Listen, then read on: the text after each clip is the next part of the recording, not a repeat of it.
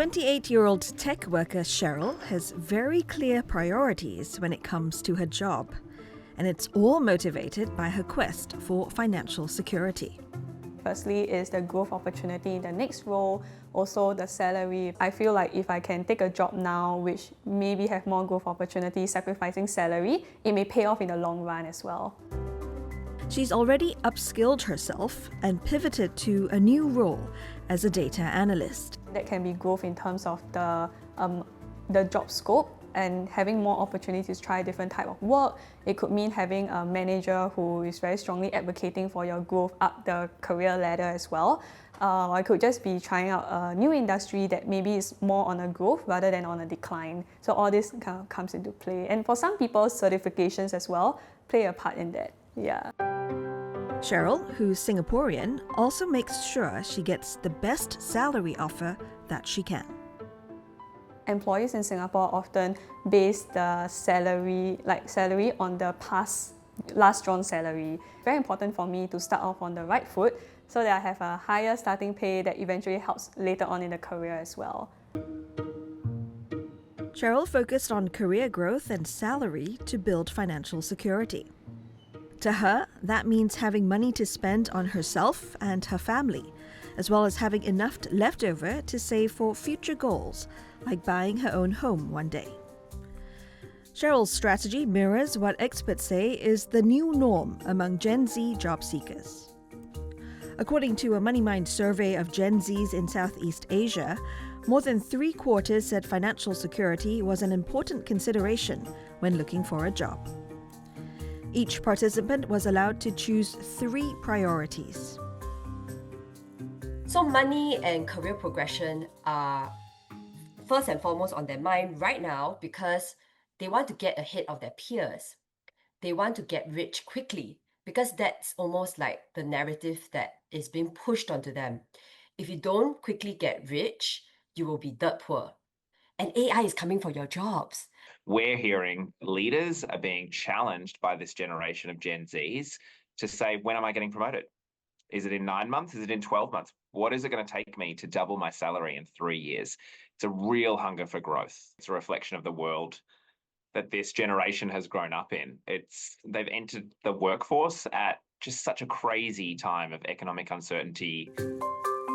Young people in Southeast Asia also said attributes relating to workplace culture and values were the least important to them. It wasn't surprising because workplace culture and values are very hard to gauge from an interview and stuff. And I think in contrast, financial security, the pay, salary are things that is quite obvious and easy to understand. They know that free pizza, free yoga classes don't equal good working culture. They have their sights laser focused. Okay, I want as much money as possible within a short frame of time, majority of them anyway. And if I have to suck it up because of a bad culture, so be it. I can quit anyway.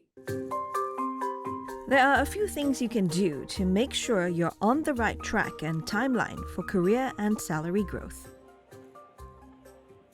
So let's say career progression is number 1. You should ask, can I check whether anyone in this company has been promoted ahead of their time? If they say no, then okay, you know that you have to, it's lockstep, right? You have to wait for your turn. But for Gen Z, it's been a crazy and stressful few years where they've experienced mass layoffs. They've had to navigate pivots in their career very quickly and very young, and now facing AI disruption. And so because of this, Gen Zs, they're far more transactional. Want to know what's the ROI on this job? And similarly for any development or learning initiative, they want to know what's in it for me, with them.